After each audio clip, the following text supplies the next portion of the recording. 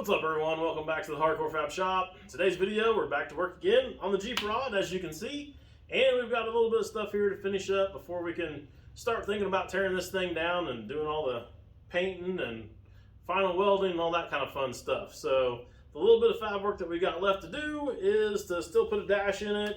Still got to do the framework around here to get something there for our glass. Got to clean up some of the stuff on the firewall and some of that kind of stuff. I have worked on this piece up here, which you guys have not seen yet until just now. In the last video, we cut this section out here on the windshield frame, dropped it down. If you guys haven't watched that video yet, put you guys a link to that up above.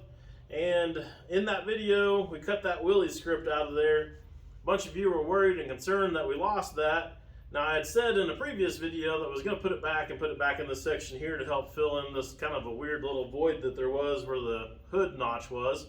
And it's there now. We also need to get a steering box mounted in this thing.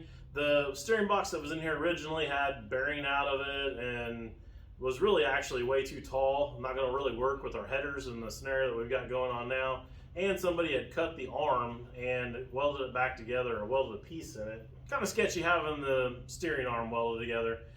I've got another steering box that I went and scrounged up. We need to get that cleaned up, and then we can start mounting that down there as well.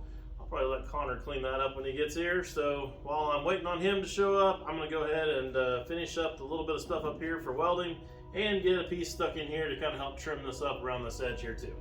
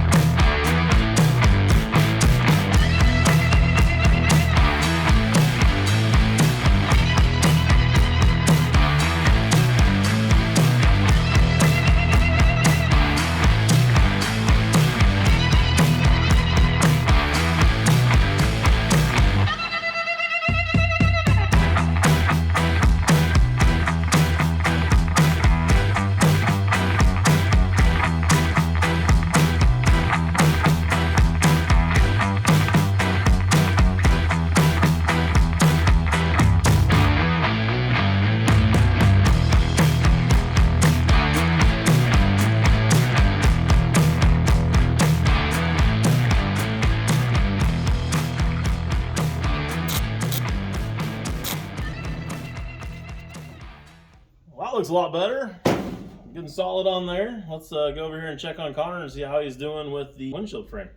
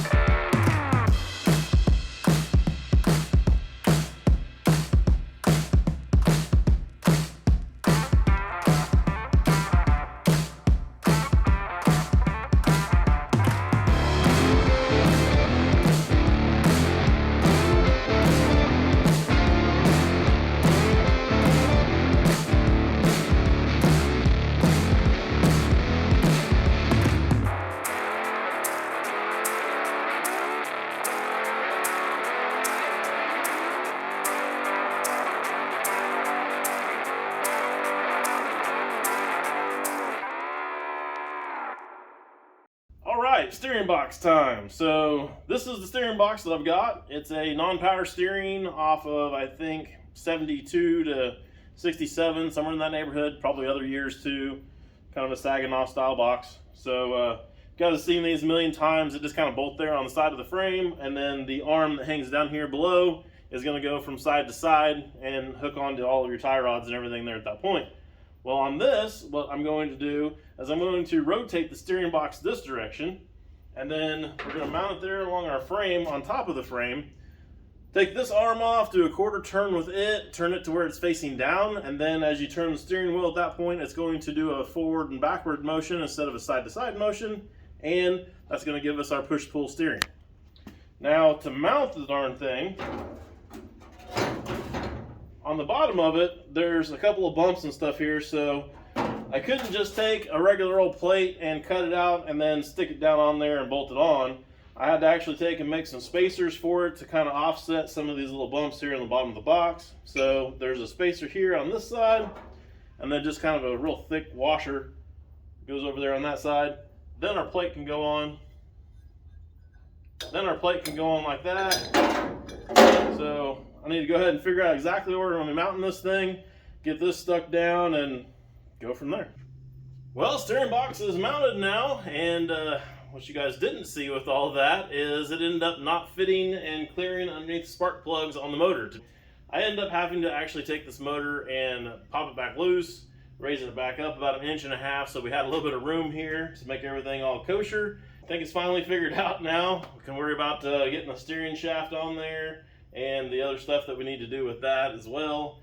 But the other thing, which happened while you guys were gone, probably seen that already, we got our wheels and tires in finally. So yeah, what do you guys think about those? I really dig the wheels. I think the wheels are awesome. I think the front tires look great on there and the size and everything.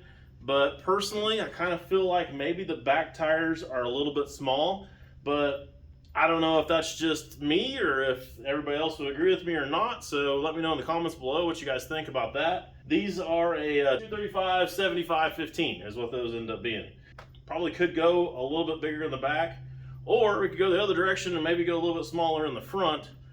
Also, before anybody, ask questions or anything, because I've already looked at the camera here a little bit when I was setting this up. It looks weird sitting here right now, but if you actually put a level on it from the front to the firewall here, or the cowl area, that is all level. And if you put a level on it across here, this is all level. And it is sitting on its own weight right now. It's rolling right now. There's nothing underneath it supporting it or anything. So there's all that as well. And I think with, the front of it, the firewall and the cowl area and all that stuff here being taller than the back part of it, I think it just kind of makes it feel front heavy personally, but I don't know. Like I said, let me know what you guys think in the comments below. We were talking last time, the guy that owns this is here. I shouldn't just say the guy that owns it. Brent that owns the Jeep was here. We were talking about maybe doing a bikini top on it too, so that would actually add a little bit of mass to it and give it kind of a little bit of a different feel there as well, plus keep the sun off of you while you're driving the darn thing. So I don't know, maybe it'd be perfectly fine if it had bikini top on it and just a small basic hoop or something back there on the back. So anyways, I'm rambling. I need to go ahead and get started now working on the dash. Well, so here at the dash, we've got the original holes for the stock gauges and stuff. We've got some non-original holes in here as well too. And we've kind of got some stuff cut up over there where the steering column was originally with the big giant other steering column that was in here. So I've got a lot of stuff here to address, and I think rather than trying to go ahead and patch in all of this stuff, I think it's probably going to be easier just to go ahead and cut a new panel for the dash. And I think I'm just going to lay it right over the top of this one, because this is actually a pretty heavy gauge material here, and it's adding a lot of strength. So there's no reason to really take it out. Plus the whole look of everything else inside the Jeep here has got that laid over, tacked in look. So it's going to match and flow with everything else that we've got going on here if we do that. So I think that's going to be the setup to do. I've already drew up a dash for this thing and kind of got that all set up in CAD. So the only part of that I don't have figured out is actually going to be the steering column area. I tried to go ahead and steal the rod out of the other steering column since it was kind of already trash anyways. Wasn't going to be out much to go ahead and try to grab that out of there and use that shaft for our shaft to be able to attach to our steering box now. But it ended up being just a little bit too short and wasn't quite going to be long enough to be able to get where we needed to be. So I'm going to have to actually order in some more material for that. And when that shows up, then we'll be able to get the final hole in there for the steering column to come through and all of that. But if you look over on the other side, right here on that dash, there was kind of like a cutout there for where you'd see a glove box door or something like that. Well, I'm going to have a panel here that's going to be removable and accessible. It's not going to be a glove box door though. It's actually going to be a panel to allow us to get into where the battery's at. If you look really close, like right in here, you can see there's already a brand new battery tray sitting in there. We've got that already built and stuck up in there and ready to go. And that's going to allow us to put the battery right up in here in place, really close to everything else that we've got going on for electronics and wiring and stuff. So make this thing super simple and easy to work on. Everything's going to be really close. There's not going to be much in here for wiring at all. So I think we're ready to go ahead and get the dash panel cut out. I can cut the final hole out over there by hand later. I'm cheating enough as it is, right? You know, I get to cut all the other holes and all that stuff out with plasma tables, so not that big of a deal to go ahead and just cut the one hole over there by hand. But yeah, I guess there's nothing left now but get to it.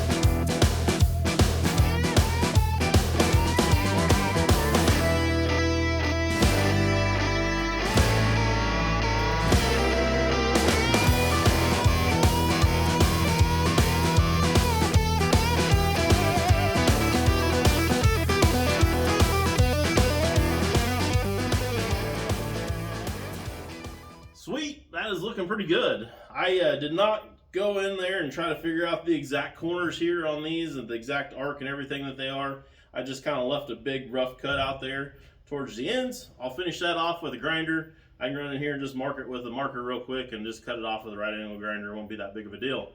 So that'll let me finesse this in just perfect 100%, and I don't have to worry about if I had it just a little bit off on the draw in or not or whatever at that point. So that'll be good. That'll allow me to know exactly there where I need to go ahead and get some more of the dash removed so our gauges and stuff will fit in there. And that'll allow me to go ahead and get things started on cutting out this and getting it where we can get our battery in and out and all that kind of fun stuff. But I really need the steering column piece to be able to finish that up over there, so I probably ain't gonna go any further with it on this video. I guess we're gonna probably call this one done, and I'll knock that kind of stuff out before you guys see it again next time, and next time it'll be in there and be rocking and rolling. So we'll be able to tear this thing apart at that point and weld up everything and start doing final assembly after that. So we're getting close. I guess that's about all I got for you guys on today's video. I'll see you guys next time.